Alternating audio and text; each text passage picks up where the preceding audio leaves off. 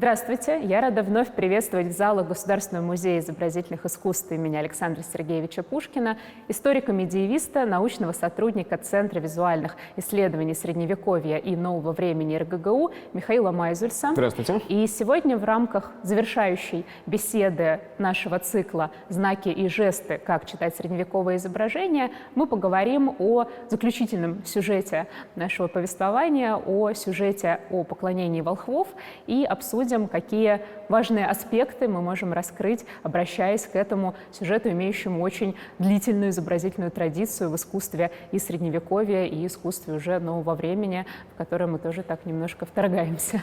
Да, мы постараемся сделать ровно это, но начать я хочу на этот раз с истории, не с описания конкретного объекта, которая происходит в самом-самом-самом начале 16 столетия. В 1500 году португальский мореплаватель Педро Кабрал, отправляясь в Индию, оказывается у побережья Южной Америки на территории современной Бразилии и становится ее первооткрывателем. И через несколько лет художник, которого звали Вашку Фернандеш, из города Визеу, пишет для местного собора сцену поклонения волхвов.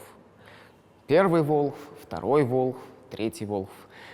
Интерес этого изображения состоит в том, что второй одет как индеец.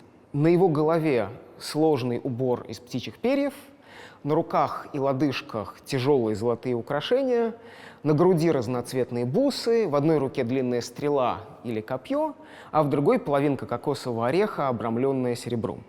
Присутствие этого удивительного волхва подчеркивало, что и жители новых земель, которые были объявлены совсем недавно подданными португальского короля, должны принять Христа и принести в дар ему себя и свои души.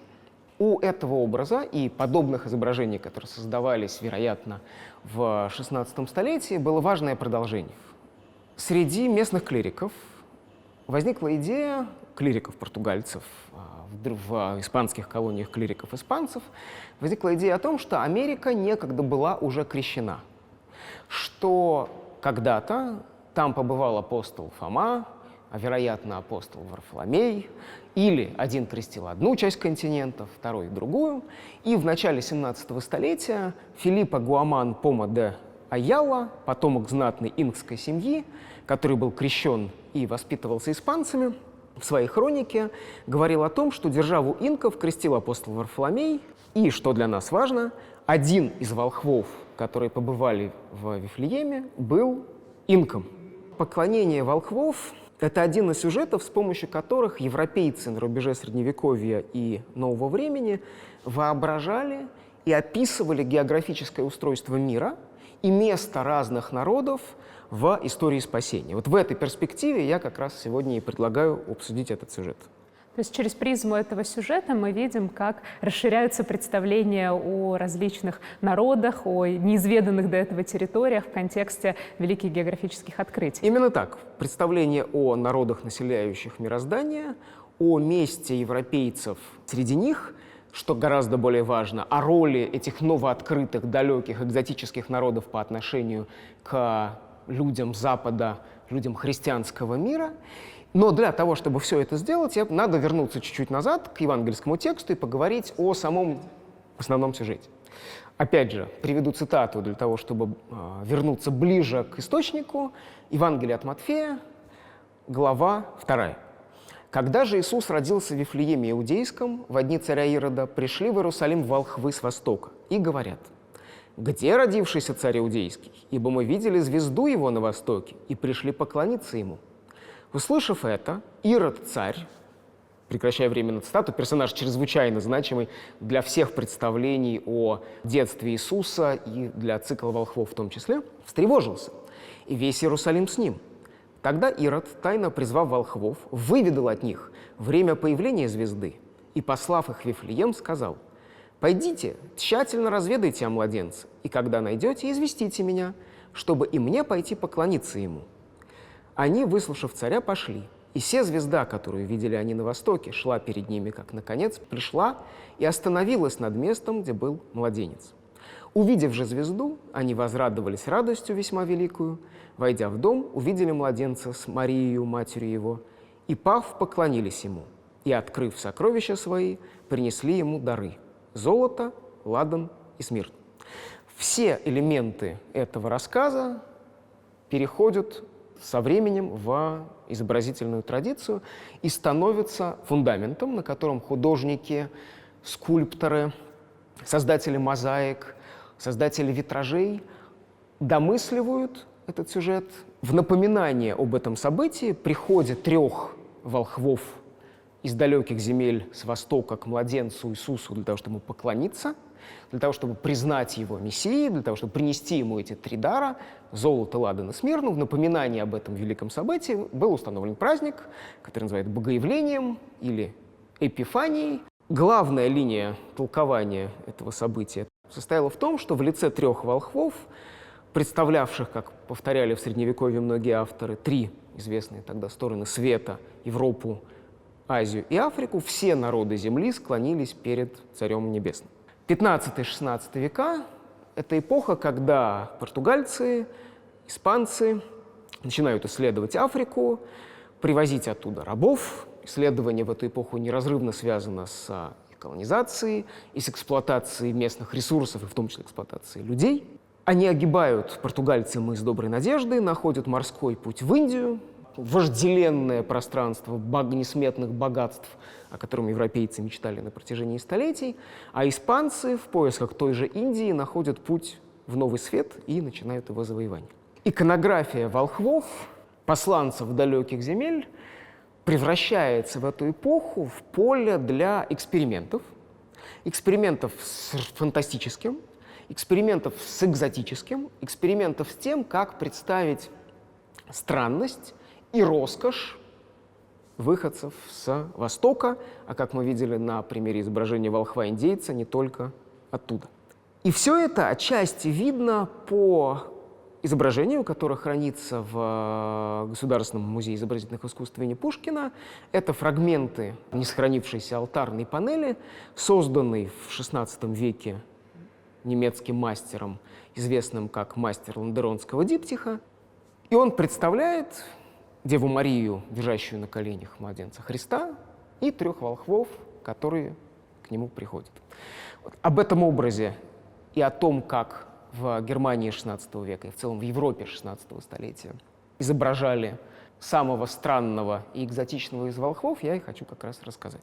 То есть у нас есть текст, евангельский текст, который дает нам возможность опираться на него как на источник об этом сюжете, но при этом у нас в этом тексте нет информации ни о этническом происхождении волхвов, ни о их именах, ни о возрасте. И мы сейчас постараемся понять, как раз вот эти вот матрицы возрастная, там, этническая накладываются на этот сюжет. И вот с чего мы начнем, с какого мы начнем, аспекта? естественно, с анкеты. Поскольку действительно евангельский текст описывает явление волхвов крайне скупо, мы не знаем, кто они, мы знаем, что они пришли с Востока, но что это за Восток? На протяжении столетий, еще в раннехристианские времена и позже в Средневековье, множество самого разного типа текстов нанизывают на эту скупую канву все новые и новые детали. И формируется биография волхвов с подробностями о том, откуда они пришли, как их зовут, об их биографии, которая становится основой для изображений, в том числе и для того триптиха, вернее, для того из нескольких створок образа, мы не знаем, может быть, это был не триптих, а полиптих, о котором я как раз и упомянул. В русском тексте синодальном, его переводе, сделанном в XIX веке, который я цитировал только что, их называют волхвами. Если мы посмотрим на греческий оригинал Евангелия от Матфея, мы увидим там другое слово «маги», и его же мы найдем в самом авторитетном латинском переводе Евангелия, в Вульгате, тексте, созданном в IV столетии Иеронимом Стридонским. Слово «маги» в те времена ассоциировалось с персидским зороастризмом, прорицанием будущего, каким славились египтяне, вавилоняне, халдеи и другие восточные народы. Потому первые христианские богословы на волне полемики с всеми проявлениями язычества и другими культами, там, и греко-римское язычество, и культы восточные, в которых они видели поклонение демонам, порой описывали волхвов, пришедших с дарами к Христу, как своего рода чародеев и обманщиков. Со временем, естественно, связка между волхвами, магами и язычеством оказалась почти забыта.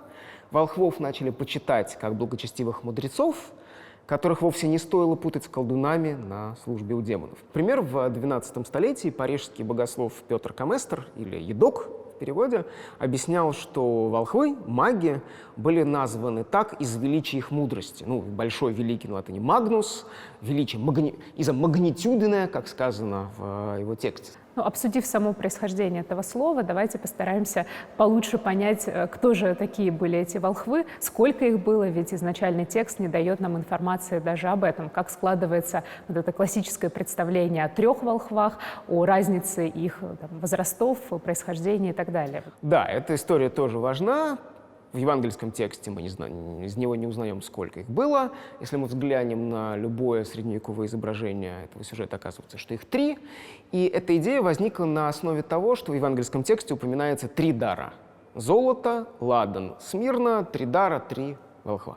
В какой-то момент возникает идея от того, что они представляют все человечество и, соответственно, все его возраста.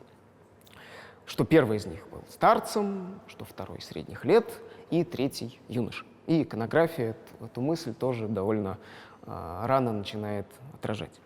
Ну и главное, все сегодня знают, ну не все, почти все, что волхвов зовут Каспар, Мельхиор или Балтазар. Естественно, опять же, это идея, которую мы не найдем в евангельском тексте. Довольно рано у волхвов в апокрифах появляются разные прозвания, не только эти, и было множество разных вариантов, но действительно со временем торжествует вот эта троица, и именно эти имена мы можем увидеть на одном из самых знаменитых ранних изображений поклонения в базилике Санта-Полинаре-Ново в городе Равенна в современной Италии.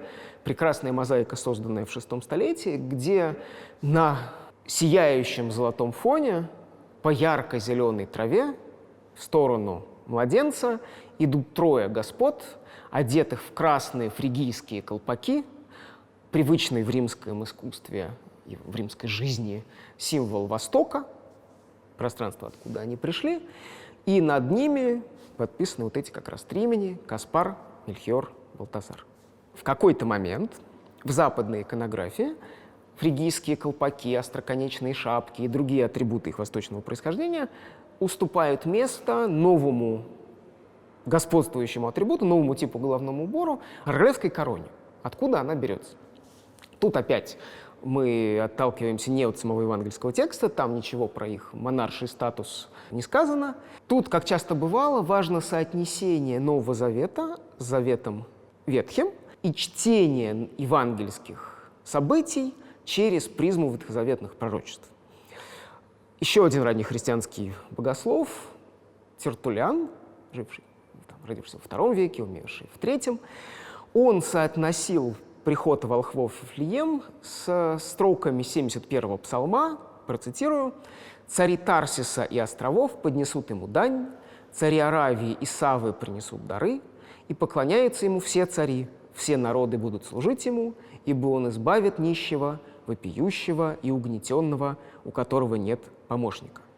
Отсюда, из других текстов, возникает идея того, что волхвы — это не просто мудрецы, не просто маги, пришедшие откуда-то из восточных земель, а это короли. Земные цари явились поклониться Царю Небесному, и в этом стали видеть знак того, что все народы земли когда-то подчинятся Христу и Церкви. Явление 3 волхвов, 3 царей с дарами начинают изображать по модели известных в римском искусстве сцен, когда побежденные варвары, побежденные Римской империей государи являются к победителям, полководцам, к самому императору с подношениями и признают его власть над собой. Со временем 3 волхвов начинают все чаще изображать как троицу королей в коронах, и возникает их культ. Они не просто представители языческого мира, становящегося миром христианским, они святые, они небесные заступники. И на Западе эта идея пробивает дорогу в XI-XII столетии, и особую роль культ 3 королей играет в германских землях в в Священной Римской империи, где императоры использовали его для того, чтобы укрепить свой престиж в противостоянии с папством и в конкуренции с ним. И что важно тут сказать, что их никогда практически не почитали по одному. Это всегда культ троих. Если упоминается Бальтасар, то рядом где-нибудь Мельхиор и Каспар. Ну, давайте теперь обратимся к самой традиции изображения этого сюжета, непосредственно к иконографии поклонения волхвов, и посмотрим, как от достаточно стандартной схемы, где у нас этот сюжет маркирован наличием 3 фигур, этот сюжет начинает обрастать дополнительными подробностями, дополнительными атрибутами. Давайте в качестве точки отсчета возьмем одно изображение, созданное в Англии в X столетии, где 3 волхвов оказываются фактически неразличимы. 3 королей в идентичных коронах, в практически идентичных одеяниях, отличаются чуть-чуть их расцветки, с одинаковыми лицами, и если мы в них глядимся, мы не найдем никаких признаков того, что один из них старше, другой младше, один пришел из одной земли, другой из какой-то еще. Второе изображение было создано не в Англии, а в германских землях, не в X столетии, а в XII, и на нем в троице волхвов начинается дифференциация. 2 еще одинаковые. Это бородатые средних лет мужчины с достаточно темными волосами, а 3 оказывается юн. У него есть небольшая растительность на лице, но она заметно короче, чем у первых 2. И, наконец, 3 изображение — это Англия вновь, но 13 век. Все волхвы разные. 1 предстает в облике седовласого старца с длинной, такой окладистой белой бородой. 2 мужчина средних лет, его борода такая чуть-чуть рыжевата. 3 — это безбородый юноша. И вот позднее средневековое изображение в основном следует вот этой последней схеме, когда каждый из волхвов представляет свой возраст. На некоторых изображениях они идут вереницей, каждый со своим даром. Все 3 подходят к Деве Марии с младенцем Христом и протягивают ему подарки. Но существует множество изображений, где это устроено чуть-чуть иначе. В некоторых случаях 1, старший из волхвов, опускается перед Мадонной и Божественным младенцем на колени.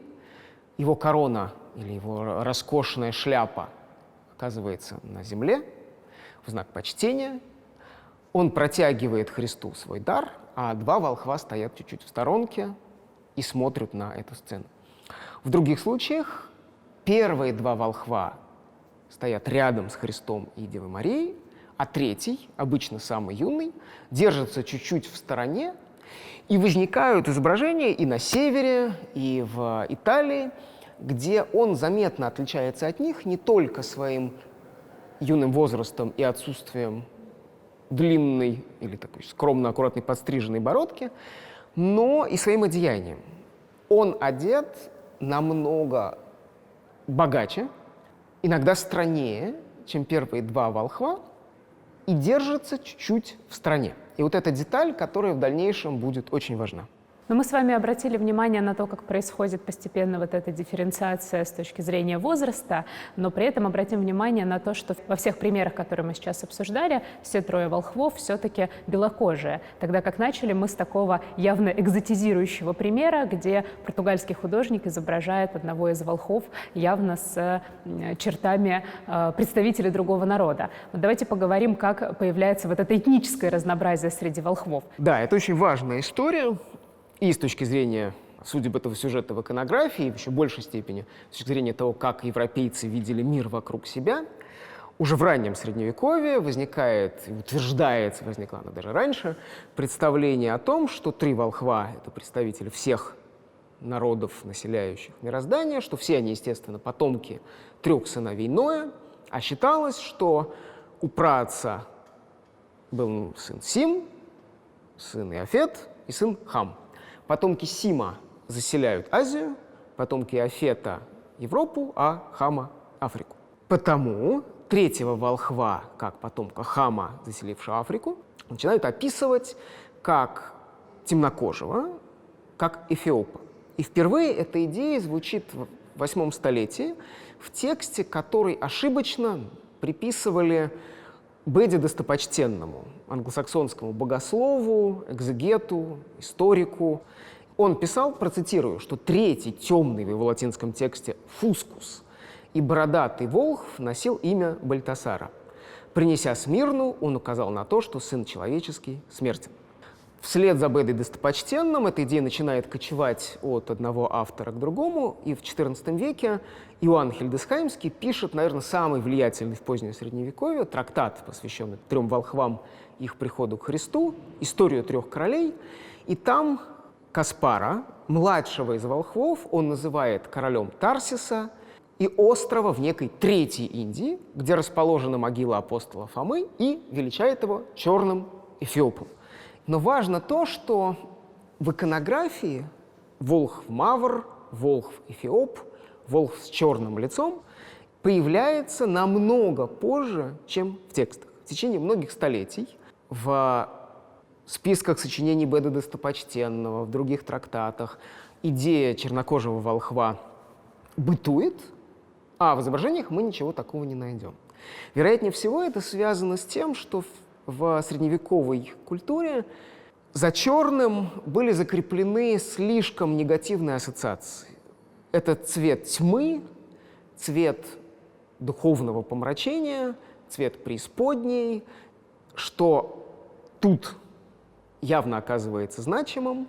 На некоторых изображениях страстей Христовых мучителей и палачей Иисуса, будь то они римляне или иудеи, тоже в XII, в XIII, в XIV столетиях часто представлялись темными лицами, иногда с лицами просто черного цвета, а в некоторых случаях не с такими стандартно-европеоидными чертами лица, а с лицами африканскими. И в этом случае цвет кожи был знаком принадлежности к миру тьмы, связи богоубийц с дьяволом, и, видимо, в контексте такой символики черного показать одного из волхвов, пусть даже он был праведным язычником с очень темным лицом, казалось неправедным, сомнительным или вводящим зрителя в сомнение и искушение. Со временем, однако, в XIII веке постепенно что-то тут начинает меняться. Сначала возникают изображения, на которых сам волхв еще белокож, но у него возникает чернокожий слуга. Он несет дары, и явно его присутствие напоминает о том, откуда, из каких далеких африканских земель пришел его господин. Во второй половине XIV века, а еще больше, если смотреть уже не на отдельные изображения, а на серии, во второй половине XV века один из волхвов уже сам становится чернокожим, и из периодически встречающегося иконографического варианта это решение становится вездесущим. На севере Европы, в Нидерландах, в германских землях и в меньшей степени в Италии, где 3 белых волхвов еще долго господствуют в ренессансной живописи, но и там 3-й волхв-мавр тоже начинает появляться. Обычно чернокожим становится 3-й волхв, самый юный, который часто стоит на отдалении от первых 2, и в результате оказывается, что 2 белых волхвов, старец и мужчина средних лет, и волхв юный и экзотический, чуть-чуть на множестве изображений отделены друг от друга. В облике 3-го, самого юного чернокожего волхва очень часто возникают детали, которые связывали его с Востоком, с миром иноверия и, конкретнее всего, с исламом. Он мог быть одет в челму, в какой-то сложно завязанный тюрбан, в белую полоску ткани, которая была обернута вокруг его головы. Эти детали мы, естественно, очень часто встречаем на изображениях сарацин, на более поздних изображениях турок, то есть в контекстах, где их скорее обличали, как иноверцев, и противопоставляли христианам, которые с ними сражались, будь то крестоносцы, какие-то посткрестоносцы, отражавшие турецкое нашествие в XIV-XV столетии. Очень интересно, что на некоторых изображениях, где изначально 3-й волхв, ну или иногда уже 2-м, был написан с белой кожей, когда чернокожие волхвы оказываются уже общеизвестным фактом, их начинают перекрашивать. Вот есть такая рукопись, созданная в Англии где-то около 1200 года, пространный цикл миниатюр, посвященных житию Христа, начиная от его рождения и вплоть до страстей. Это рукопись, которую в конце XV века дополнили еще другими миниатюрами, и, возможно, тогда второй из волхвов был превращен в мавра. Откуда мы знаем, что это не изначальное состояние этого манускрипта? Все очень просто. Лицо у него темное, а ладони, которые мы видим, светлые. И это далеко не единичный случай такого точечного докрашивания. Довольно рано у чернокожего слуги белокожего волхва, а потом у самого чернокожего волхва, возникают сияющие белые одежды. Деталь, которая явно должна была подчеркнуть тьму его кожи сиянием его одеяния, привлечь к нему дополнительное внимание зрителя. И вот эти белые одежды, они могут быть белыми целиком, это может быть преобладающий белый цвет, мы встречаем у множества мастеров. И самый яркий пример — это, конечно же, поклонение волхвов Иеронима Босха, который сейчас хранится в Мадриде в музее Прадо. К нему мы еще кратко потом обратимся. Ну вот мы очертили такую экзотичность этих персонажей и обсудили то, как в динамике даже иконографического развития появляются эти экзотические черты. Но предлагаю вспомнить о том, что не только волхвы были представителями для средневековой иконографии некого мира экзотического, но и есть такие другие островки экзотики, которые в текстах существовали, в изобразительном материале меньше, и которые с волхвами связывались. Например, некая такое утопически трактованное у некоторых авторов христианское царство Иоанна Пресвитера. Вот, может быть, мы как-то соотнесем это с этим сюжетом. Да, Пресвитер Иоанн — это очень значимый персонаж, окруженный ореолом почитания государь, царь-священник, легенды о котором возникают в западно-христианском мире в XII столетии. Проходит слух, что где-то далеко-далеко, за исламским миром, в этот момент чрезвычайно значим, находится христианское царство, где некогда правил, а может быть продолжает править Пресвитер Иоанн, а если он правил некогда, то, возможно, продолжают править его потомки, а может быть Пресвитер Иоанн — это не только имя, а теперь уже это титул, который каждый из государей, восходящих на его престол, носит. Все это неизвестно, существовали разные версии. Но главным было представление о том, что это царство чрезвычайно могущественно, что оно полно сокровищ и что оно может стать союзником в борьбе с сарацинами, с мусульманским миром, что было, естественно, для воображения и для политической практики средневекового Запада чрезвычайно значимо в эпоху крестовых походов. Где его царство расположено? Изначально было принято думать, что оно находится где-то в Индии.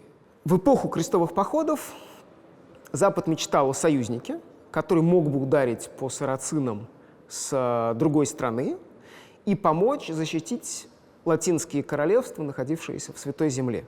И постепенно в воображении европейцев царство Пресвитера Иоанна перемещается в Африку и отождествляется с Эфиопией, а самого государя Пресвитера Иоанна начинают представлять и реже изображали его вообще нечасто, чернокожим. В XIV-XV столетиях к европейским дворам государей, дворам пап римских начинают прибывать миссии, состоявшие из христиан-эфиопов. И благодаря этим экзотическим посольствам в сознании европейцев все больше укореняется мысль, какое-то понимание того, что где-то в Африке существует христианское царство, что христиане бывают чернокожими, что чернокожие бывают христианами. В 1339 году на карте, созданной на острове Майорка генуэзцем по имени Анджелино да Лорта, царство Пресвитера Иоанна впервые помещают в Африку. И это было важно, поскольку в некоторых из легенд о нем утверждалось, что он был преемником волхвов, а, возможно, даже потомком одного из них. И к позднему Средневековью, к рубежу 15 и 16 столетий, к 16 веку, когда создается тот образ, от которого мы начали наш разговор, представление о чернокожем волхве в католической Европе — это уже нечто абсолютно очевидное и само собой разумеющееся. Ну вот, а давайте поговорим теперь о том, как этот образ может дополняться какими-то иными атрибутами. Появление в иконографии чернокожего волхва, надо повторить, оно, естественно, напоминало об универсальности христианского послания, о том, что христианами могут и должны стать все народы земли, о том, что христиане бывают разными, в том числе и выходцами из самых странных, далеких, экзотических и почти неизвестных для европейцев тогда земель. И в то же самое время в некоторых немногочисленных изображениях поклонения волхвов в облике третьего из них возникают детали, которые можно назвать амбивалентными. Это детали, которые одновременно присутствуют в облике иноверцев, которые предстают в контекстах скорее негативных или даже порой демонизируемых. И давайте посмотрим вот на несколько таких примеров. Первый пример, и он, конечно, точно не редкий, а очень частый, к редким перейдем потом, это серьги. Если мы выстроим линейку из десятков, сотен, а я думаю, если брать книжную миниатюру, тысяч изображений чернокожих волхвов, мы увидим, что на очень многих из них в уши вдеты золотые серьги. Деталь, которая на изображениях волхвов первых двух белокожих не встречается, по крайней мере, как утверждают исследователи этой иконографии, никогда. Почему это важно? Потому что в Северной Европе того времени серьги для мужчин считались чем-то неподобающим, порочно-женственным и таким экзотически иноверным. Даже для женщин во Франции, Нидерландах, Германии, позднего Средневековья серьги встречались довольно редко. Клирики-моралисты бичевали такой род украшений как что-то сомнительное, и ситуация меняется лишь в XVI столетии, когда сначала в Италии, а потом и на севере Европы серьги входят в моду. В ушах у третьего чернокожего волхва серьги точно отсылают к миру иноверия. Иногда, вероятно, могут быть и таким амбивалентно, и, возможно, даже негативным знаком. Поклонение волхвов Иеронима Босха, который я уже упоминал, образ, который совершенно выбивается из ряда других изображений на этот сюжет. Там очень много странного.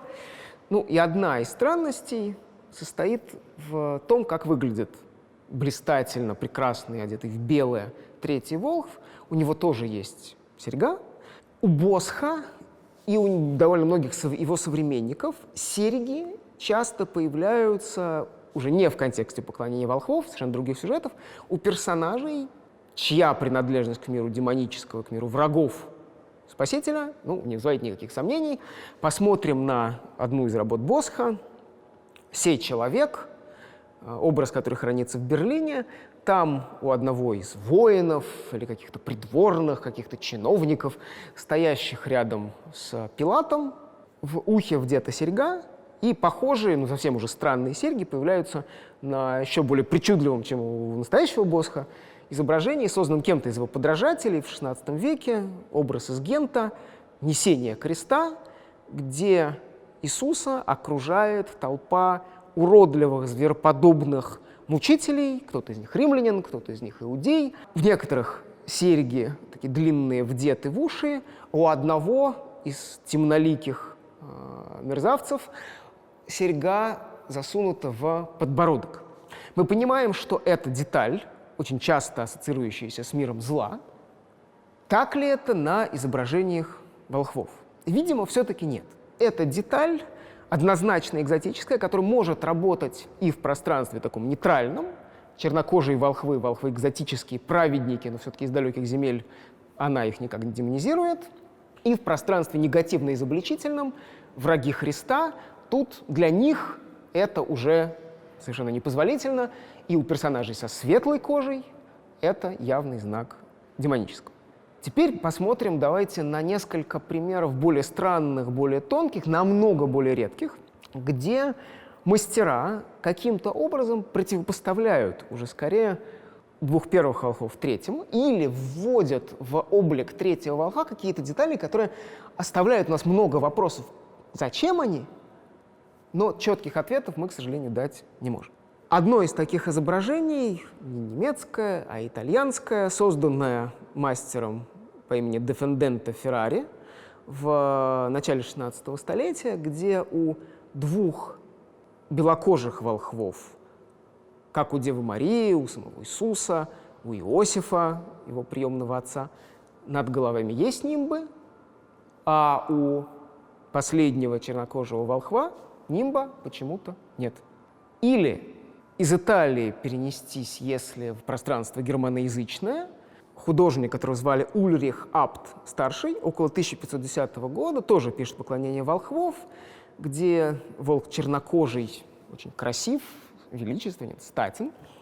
Но израильский историк-медиевист Йона Пинсен замечает очень любопытную деталь, которую сложно увидеть даже на хороших репродукциях, что у него из рукава выглядывает некое черное создание, похожее на черного кота, а черный кот, понятно, в воображаемом позднего Средневековья, раннего Нового времени, это создание, которое очень часто связано с миром демонического.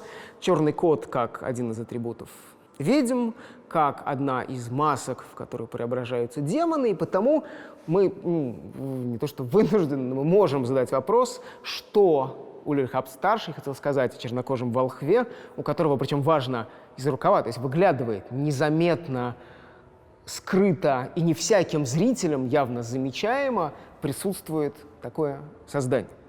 Но больше всего таких трудных в толковании деталей появляется, конечно же, на поклонении волхвов Иеронима Босха из Прадо, который я уже упоминал, и сейчас предлагаю кратко, но одновременно более подробно на него взглянуть. Помимо серьги, которая у волхва в ухе, а у Ирода, или, вероятнее всего, Антихриста, вдета в ногу, есть в облике чернокожего волхва еще несколько странных деталей. Главное из них, наверное, это вышивка, украшающая его сияющее белое одеяние, то есть подразумевается, что это вышивка. Детали, написанные Босхом на такой кромке. Мы видим там сирен мужских, сирен женских, то есть создания с птичьими телами и человеческими головами, мужчин и женщин, которые идут парами, смотрят друг на друга. В средневековых текстах и изображениях у сирен была довольно сомнительная репутация.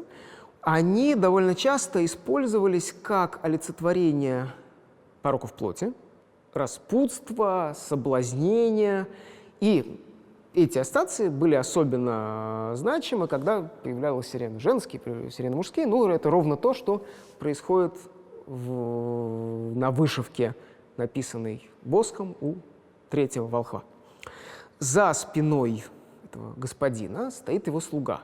Персонаж, который и до Босха очень часто появляется у чернокожих волхвов, юный, или даже мальчик Мавр, в длинном красном одеянии. И вот в этом красном одеянии внизу тоже есть кромка с, как подразумевается, вышивкой, где тоже довольно странный сюжет.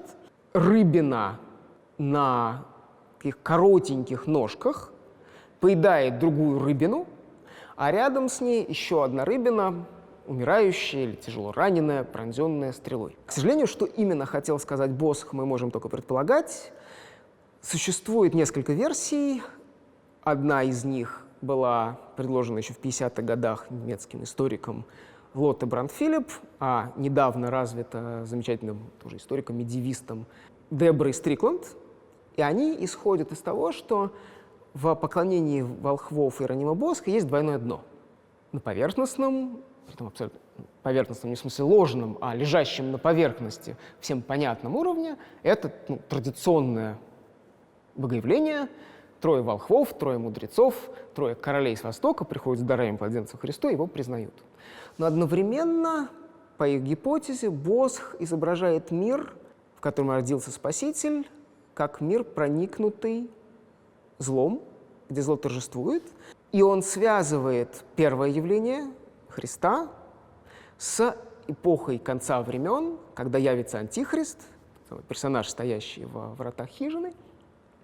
И оттуда они делают следующий шаг. что Босх представляет волхвов, по крайней мере, третьего из них, одновременно на поверхностном уровне, как традиционных мудрецов или королей, но и как одного из клевретов Антихриста. Кажется, как это может быть? Ты одновременно волхв, пришедший к Христу, и ты одновременно олицетворение иноверия, пришедшее к Антихристу. В этом гипотезы Филипп и Стрикланд действительно звучат довольно смело, но любопытно то, что изображения, которые явно пародировали поклонение волхвов и представляли таких вот трех персонажей, стоящих перед кем-то на коленях с дарами, как представители мира зла, в средние века существовали. Но нужно отметить, что вообще вопрос, что именно хотел сказать Босх, это один из сущностных вопросов истории искусства, на который, наверное, ответ однозначно никогда не будет дан. Вероятно, можно даже сделать специальную такую серию подкастов, что имел в виду Босх. Ну, подытоживая наш разговор об определенной экзотизации, об определенной даже амбивалентности образов волхвов и особенно темнокожего волхва, мне кажется, мы можем вернуться к образу, который как раз происходит из коллекции нашего музея, и подвести, пожалуй, некий итог нашему вообще разговору о том, что сюжет, который сегодня нами обсуждался, представляет собой для исследователей действительно сюжет, как бы разделяющийся на несколько уровней, на несколько пластов. С одной стороны, это действительно поле для визуальных экспериментов, для формирования такого некого колониального дискурса для европейских художников. И параллельно с этим мы можем говорить о том, что одни и те же элементы, включающиеся в визуальное повествование художниками, они могут иметь, если не несколько значений, то, по крайней мере, какое-то первостепенное основное значение, восходящее к сути самого сюжета, и иногда отсылать еще и к каким-то визуальным знакам, имеющим и дополнительные какие-то коннотации. В этом смысле, конечно, сюжет действительно очень многоярусный с точки зрения своей какой-то даже символической значимости. Многоярусность — это очень хорошее слово. Но здесь оно особенно к месту. Получается, что в иконографии поклонения волхвов один из них в позднее Средневековье, в раннее новое время, чернокожий чаще всего, в редких случаях, один из которых я показал, индеец, он олицетворяет экзотику, инаковость другого, с большой буквы «Д», который, придя с дарами к Христу, становится своим и, что было чрезвычайно значимо, задает модель, идеал обращения. Представляя самого экзотического из волхвов, художники позднего Средневековья, раннего нового времени стремились его экзотизировать, стремились подчеркнуть роскошь его одеяний, странность его облика, напомнить зрителю о том, из сколь далеких и иноверных земель он пришел.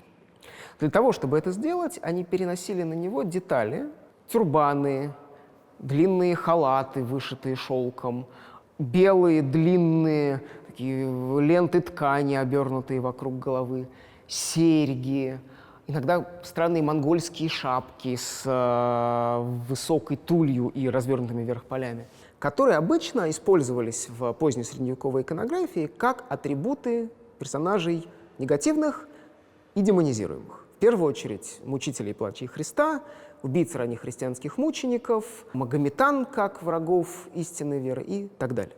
Этот перенос неизбежно вызывает двойственность, которая и порождает среди историков и искусствоведов сегодня споры о том, что многие из этих образов означали, и был ли в них вложен какой-то второй скрытый смысл или нет.